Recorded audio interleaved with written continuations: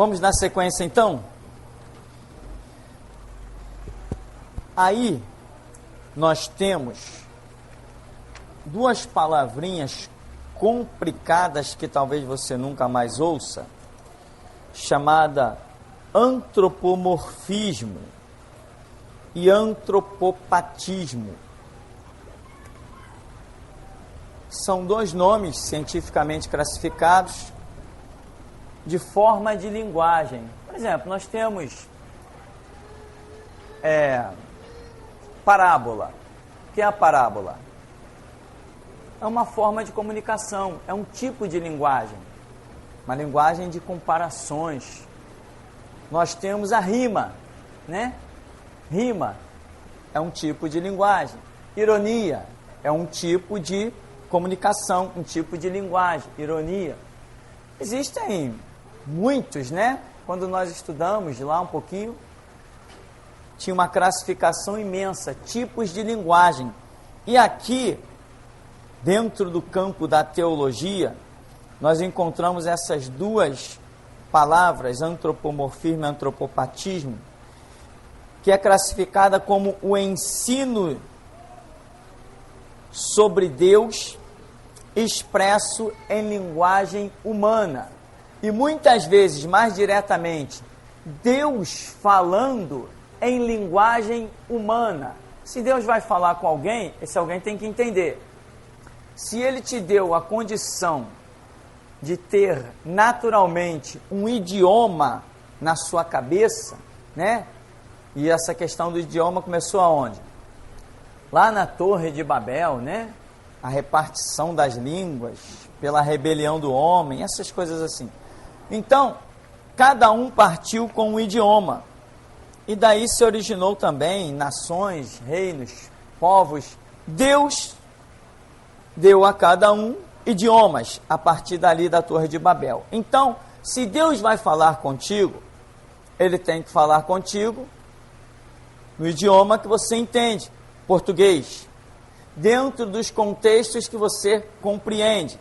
Por exemplo, Jesus falou muito com a nação de Israel por parábolas. Mas quais eram os elementos da parábola? Era aquilo que fazia parte da cultura de Israel. Por exemplo, Jesus usou muitas parábolas falando de bodas, casamento, coisa comum na nação de Israel. Jesus usou muita linguagem de campo. O campo é o mundo, a parábola do joio e do trigo. Aquilo que o pessoal tinha condição de entender era o que Deus estava usando para falar-lhes. Se você entender simbologia e tipologia, números e cores, Deus se utiliza desta linguagem para falar contigo, dentro dos propósitos dele. Essas duas palavras revelam que Deus está se utilizando de uma linguagem, logicamente, humana, dentro do seu entendimento, para se comunicar com você. Então nós vemos ali passagens questionadas como 1 Samuel 15:11 e 1 Samuel 15:29. No mesmo capítulo que diz que Deus falou: arrependo-me de ter colocado Saul como rei. Lembra? Deus falando para Samuel. Mas depois, mais adiante, vai dizer que Deus não é homem para que minta, nem filho de homem para que se arrependa. Isto, para mim, quer dizer, talvez no começo da caminhada, se eu me deparasse com um texto desse, podia ser que também eu ficasse lá com as minhas dúvidas, né? Hoje eu leio as coisas com uma certa naturalidade. As pessoas escrevem livros, fazem um monte de coisa desnecessária. Deus se arrepende? Não. Por que Ele não se arrepende? Porque é onisciente, porque é Deus. Ou seja, o que é a onisciência? É o seu atributo, a sua capacidade de conhecer o futuro. Conhecer o resultado completo da sua ação.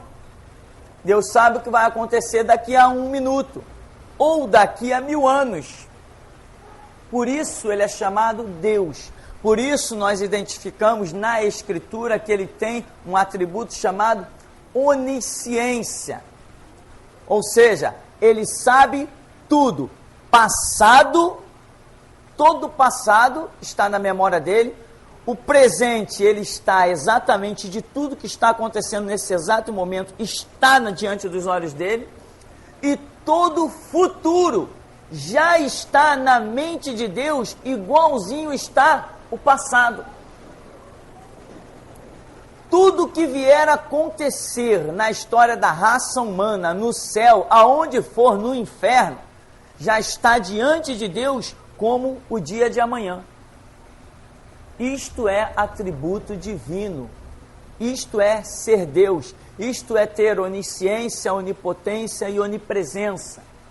Atributos que somente o Pai, o Filho e o Espírito Santo possuem. Ou seja, somente a divindade, a trindade. Ninguém mais, nenhum outro ser, nem anjos, arcanjos, querubim, nem serafim, muito menos o diabo, que é caído e perdeu a glória que tinha, tem essa capacidade de conhecer o presente sequer de tudo que está acontecendo. Ele não tem a onipresença e muito menos o dia de amanhã o diabo tem condição de saber. Ele tenta adivinhar, mas saber não, ele não sabe. Então, diz que Deus disse, arrependo-me de ter colocado Saul como rei. Ele se arrependeu? O arrependimento aí, Deus está usando uma linguagem. O que eu digo assim? Quando eu digo assim, eu me arrependo disso. Se eu me arrependo de alguma coisa, significa que eu podendo refazer, voltar atrás, desfazer aquela situação, eu vou somar, adicionar essa minha atitude de desfazer, de neutralizar, porque eu estou arrependido. Então Deus usa o mesmo tipo de linguagem para falar com Samuel. Ou seja, Samuel, sabe qual vai ser a minha decisão? Já que eu me arrependo de ter colocado Saul, eu vou arrancar o reinado dele. É isso que Deus está dizendo. Que ele tendo condições de arrancar, ele vai arrancar, porque ele se arrependeu daquilo que fez. Não que ele tenha se arrependido, tipo, poxa, eu me arrependo porque eu não sabia no que ia dar se eu colocasse Saul como rei. Não. Nós dizemos, poxa, eu me arrependo. Eu não sabia que a minha atitude ia gerar esse problema. Eu não sabia que... Eu não tenho onisciência, eu não conheço o amanhã, mas com Deus é diferente.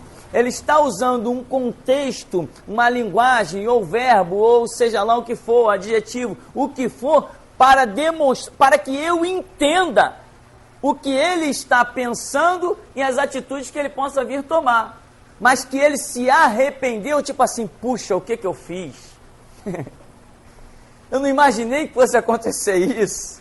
Não, isso é conosco. Com Deus não acontece isso. Verdadeiramente Deus não é homem para que mente, nem filho de homem para que se arrependa.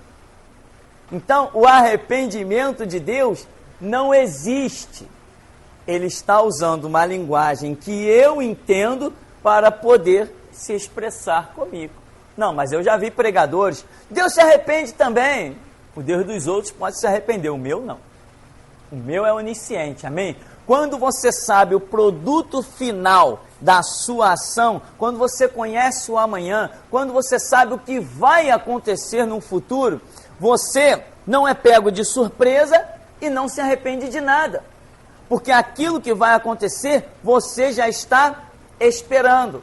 Ah, mas se Deus sabia que Adão ia pecar, por que fez o que fez? Se Deus sabia que Saul ia pecar, por que colocou ele no reino? Se Deus sabia que Davi ia fazer o que fez com Urias e Betseba, por que colocou ele lá? Deus coloca eles lá, sabe por quê? Porque Deus é fiel a quê? A sua palavra. Porque ele é fiel à sua palavra. E a Bíblia diz, ainda que o homem seja infiel, Deus permanece fiel. Vamos explicar isso aí. O que acontece nessas situações? Mesmo Deus sabendo que o camarada hoje ia virar um garoto propaganda de político, que ia vender o rebanho de Cristo, que ia leiloar a igreja, ainda assim colocou o desgraçado lá. Por quê? Porque Deus é fiel à sua palavra. O que representa a palavra de Deus? A palavra de Deus representa o momento que você a vive. A Bíblia diz assim: se tu guardares os meus mandamentos, se tu andares nos meus caminhos, se tu temeres ao Senhor, se praticares a justiça, se não fores leviano à causa do órfão, da viúva, e se isso, se aquilo outro, se temeres ao Senhor, se andar na sua palavra, o Senhor te fará abundar dos bens da terra, estarás por cima, não por baixo, comerás do melhor da terra, emprestarás a muita gente, de ninguém tomarás emprestado. Amém? Aí o camarada, hoje está enquadrado na palavra. Deus é obrigado, por ser fiel à sua palavra, abrir os céus sobre a vida desse camarada. Porque ele prometeu: se vós estiverdes em mim, as minhas palavras em vós, se andares no meu caminho, entendeu? Então, se o camarada está hoje no centro da vontade de Deus, Deus é obrigado a cumprir a palavra dele, que ele é fiel. Jesus Cristo morreu pela fidelidade da palavra. Então, hoje está enquadrado, os céus vão se abrir. Agora, o amanhã é outra história. O livre-arbítrio nunca será anulado. Então, o homem que hoje decide estar no centro da vontade de Deus e o céu vem abaixo sobre a vida dele, amanhã, ele, fazendo uso do mesmo livre-arbítrio, ele pode decidir escapar do centro da vontade de Deus. Aí vai, como Saul não executa a palavra do Senhor, como Davi manda assassinar Urias pela espada dos filisteus, como Davi adultera com Betseba, como Absalão se rebela contra o reinado de Davi, porque tem o livre-arbítrio. Hoje eu posso ser servo de Deus, e amanhã eu posso ser o pior filho do diabo que esse mundo já conheceu. Sou livre. Então, Deus escolheu Adão, botou lá, Deus criou o homem sabendo que um dia ele lançaria milhões de homens no inferno. Deus criou o homem sabendo que um dia lançaria milhões de homens no inferno. Foi exatamente isso.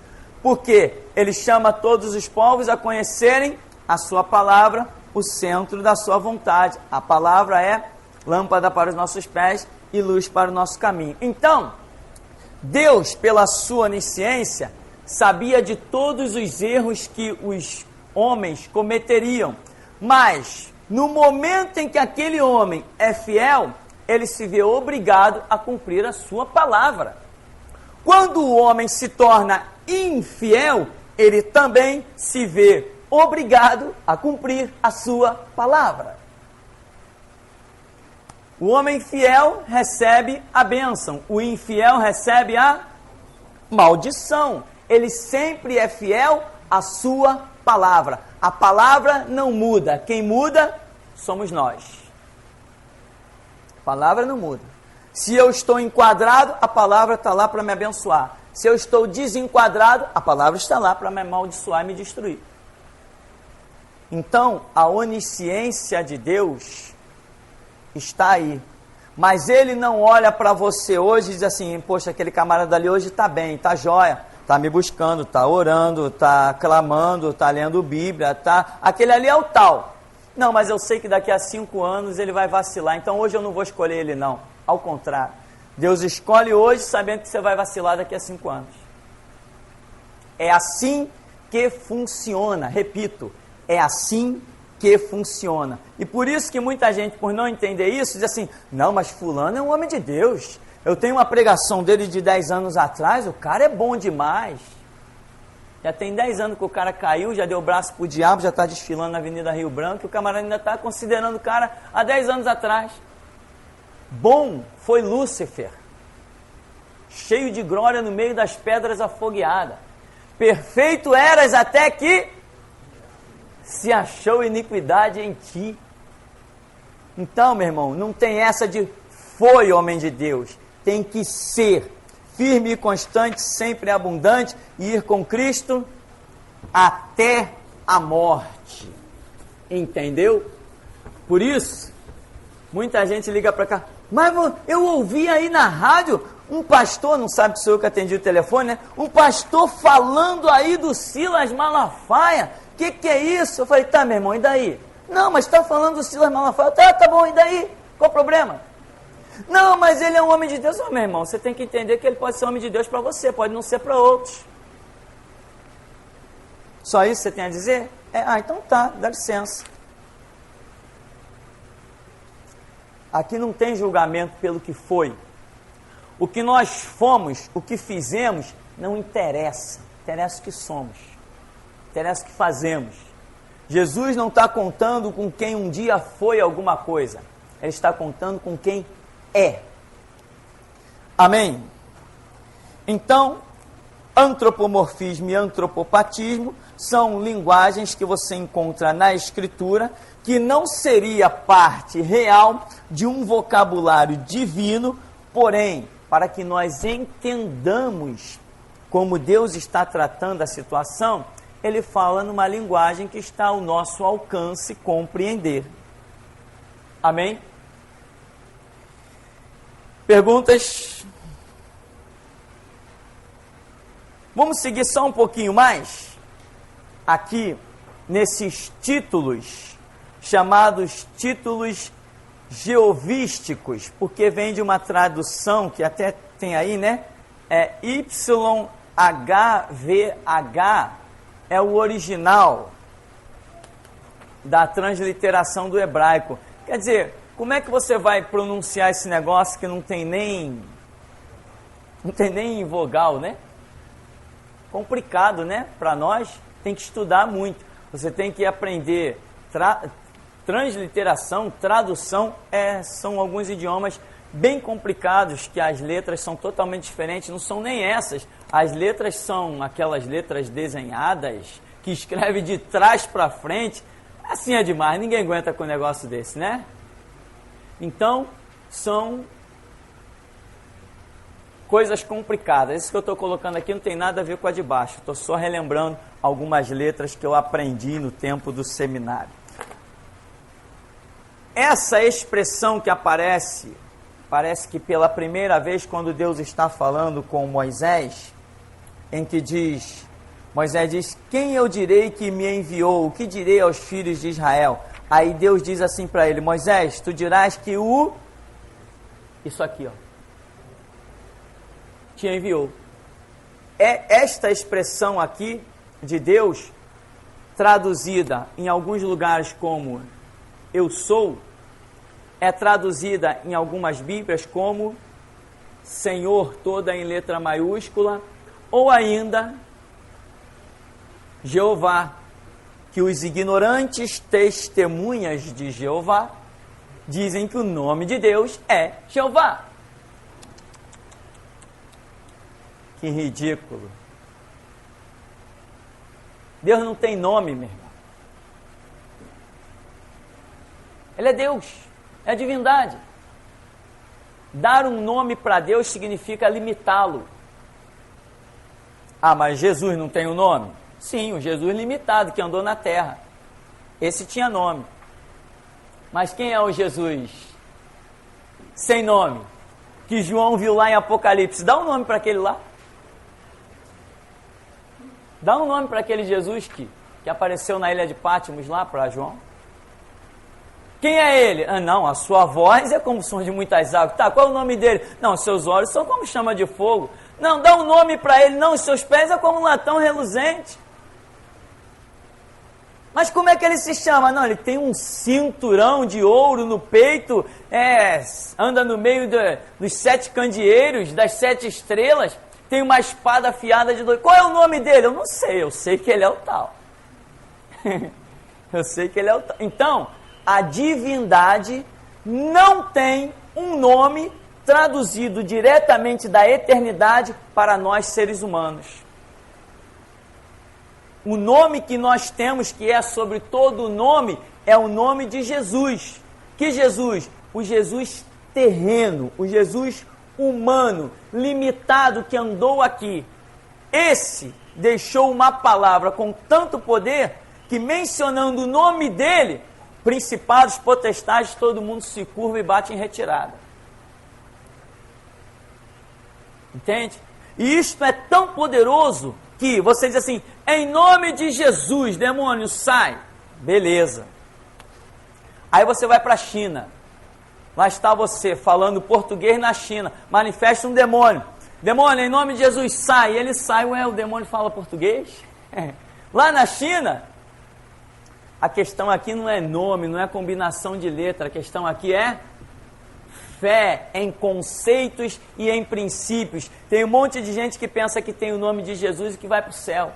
Quando Jesus diz assim, dar-lhe a abundância de dias, lhe mostrarei a salvação, porque conheceu o meu nome. Nós temos uma mensagem intitulada, acho que nome, em que demonstra que nome não é nome referencial de uma pessoa, mas conjuntos, normas, princípios concernentes ao caráter desta pessoa. A tradução aqui varia de Bíblia para Bíblia. Tem versões que diz, eu sou, Senhor, Jeová. Deus disse que tinha um nome quando Moisés perguntou. Não, Moisés, eu sou o que sou. Vai lá e diz aos filhos de Israel que o eu sou te enviou. Ah, mas eles não vão crer, ó. O que você tem na mão aí? Manifesta esses sinais lá. Mas precisava de sinais? Você tem a palavra? Você não precisa de sinais. Os sinais seguirão os que creem. Então primeiro vem o quê? A palavra. Primeiro você crê na palavra. Amém? Os sinais são consequência, mas você não precisa dos sinais. Quem tem a palavra não precisa de sinais. Os sinais são para a nossa incredulidade, só isso. João Batista não fez nenhum sinal. E dos nascidos de mulher não tinha ninguém maior do que ele, né? Então João Batista não curou ninguém de febre, não expulsou nenhum demônio, não disse nenhuma profecia, assim diz o Senhor, não virou cambalhota, não fez reteté assembleano, né? Não sapateou, não disse que tinha sandália de fogo. João Batista foi um inútil. João Batista foi um inútil. Quem de nós alcançaria a graça de ser tão inútil quanto ele? Então, os títulos jeovísticos que aparecem aí em vários, não são só esses, tem outros. Esses são assim, talvez, vamos dizer, os mais conhecidos, né? Que revelam também caráter de Deus, ação de Deus. Por exemplo, Jeová Tsavaote, Senhor dos Exércitos. Normalmente Deus trazia esse título, não trazia esse título por uma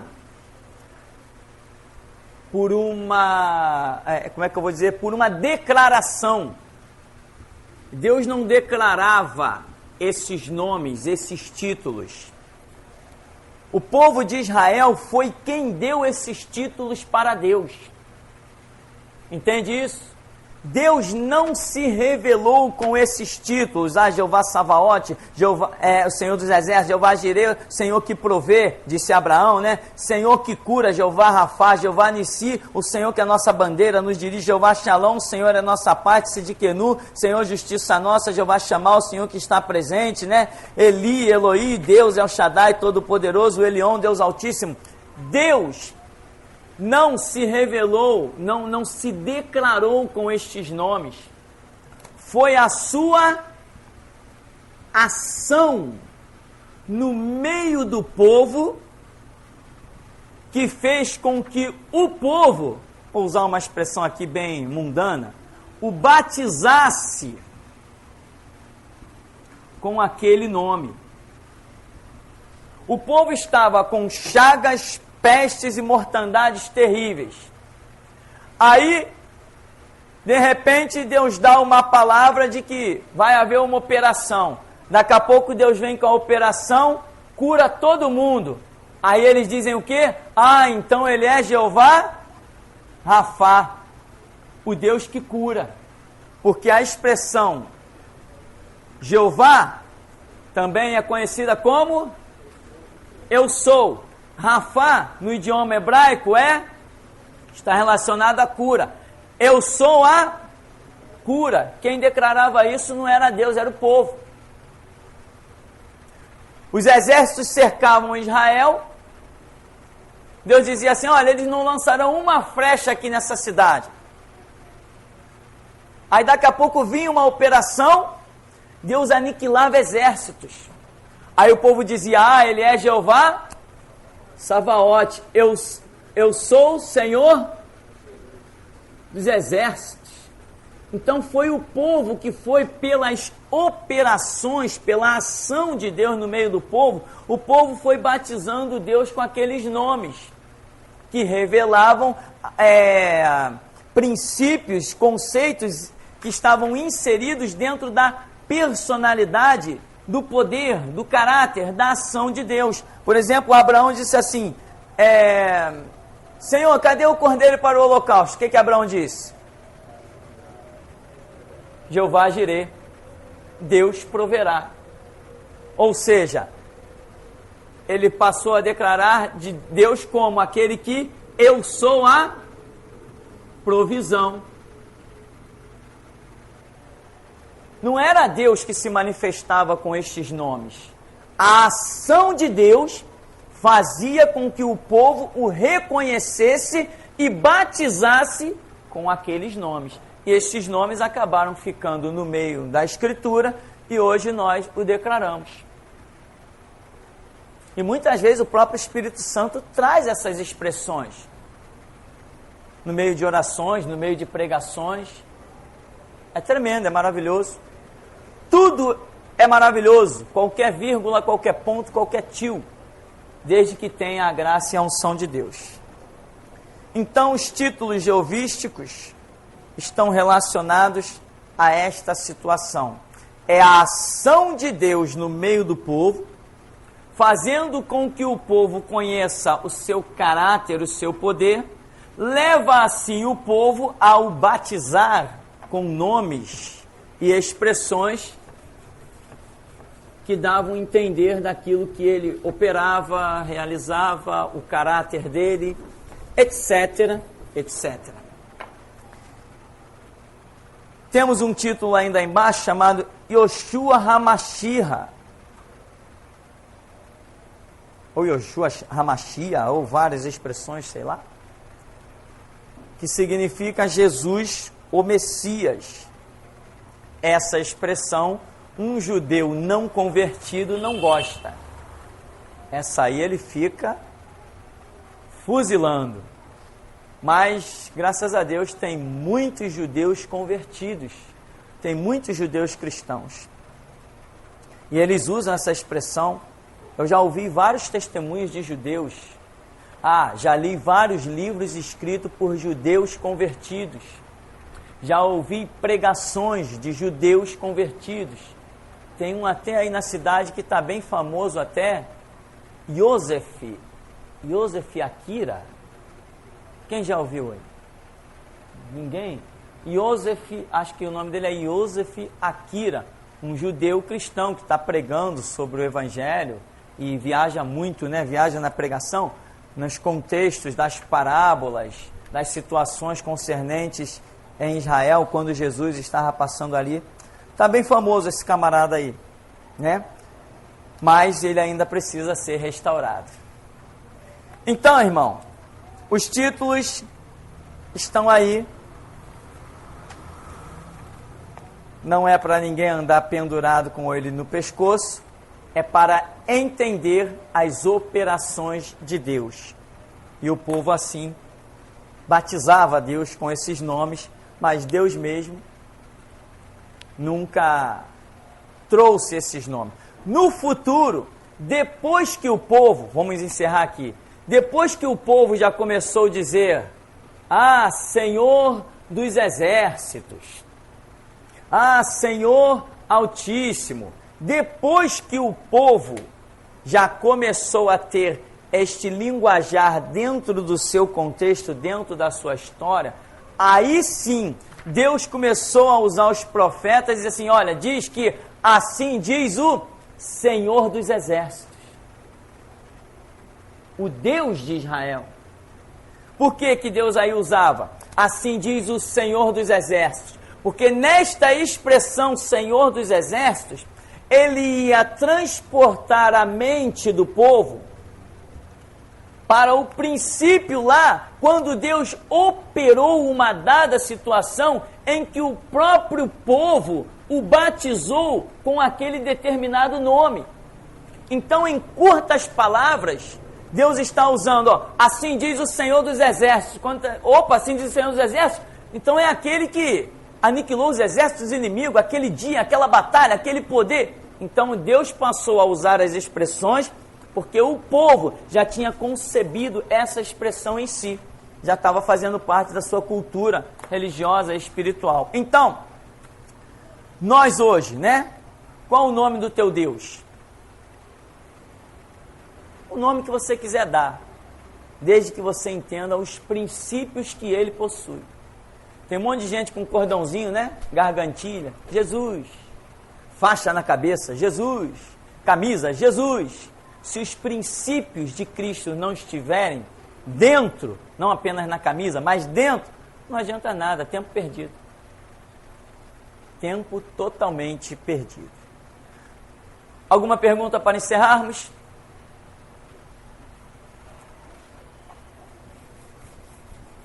Pastor, é só um comentário, porque o pai de Sansão, Manoá, ele se deparou com uma situação dessa, porque ele perguntou para Jesus qual era o nome dele para que ele o honrasse depois.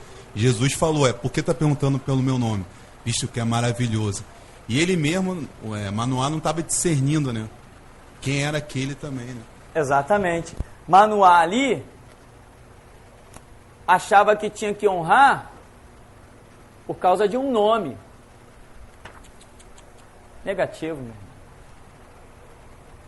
Quando você abre a sua boca em oração, se o princípio que está dentro de você é um princípio bíblico, neste princípio você não precisa nem falar Jesus durante a sua oração. Tem gente que pensa que para expulsar um demônio tem que usar a acadêmica e clássica frase, né? Demônio, eu te expulso em o nome do Senhor Jesus. Sai. Os batistas fazem muito isso. E o demônio não sai. Fica lá até a hora que quer ficar. Quebra a igreja, quebra o que quiser. Arranca a gravata de um, rasga o outro, empurra o outro. É um horror, né? Porque o camarada acha que, não, está escrito, em meu nome expulsarão o demônio. Ele não entendeu que nome não é nome, é princípio. Demônio você não tem que expulsar. Demônio, sai em nome de Jesus. Não, demônio, sai. Acabou a história. Os princípios de Cristo estão na sua vida? Se estão, nós vamos ver na hora. Se não estão, meu irmão, pode usar a frase mais bonita que tu quiser. Eu te expulso em nome de Jeová Sabaote, Jeová Jirê, Jeová Nissi, Jeová Rafá. E vai falando o nome que você quiser. Não tem princípio cristão? Vai ficar envergonhado. Eu vos esconjuro por Jesus a quem Paulo prega. É mesmo, é? Prepara para apanhar. É mesmo? Vocês querem me esconjurar em nome dele? Então prepara para apanhar. Eu conheço Jesus e sei quem é Paulo. Mas vocês, quem são? Não foi isso que o demônio disse? E deu uma surra nos camaradas, ainda de quebra, ainda pegou a roupa deles para vender na liquidação. Então, não é isso. J-E-S-U-S. Porque lá em hebraico é Yoshua. Lá na Inglaterra é Jesus. Na França, não sei como é que chama. Na Iugoslávia, no Paquistão, na Rússia. Então a questão não é isso aqui, meu irmão. Não é 5 letrinhas que traduzem o teu Deus. São princípios, conceitos. Se vós estiverdes em mim e as minhas palavras estiverem em vós. Não é isso aqui. Então, essa é uma observação interessante.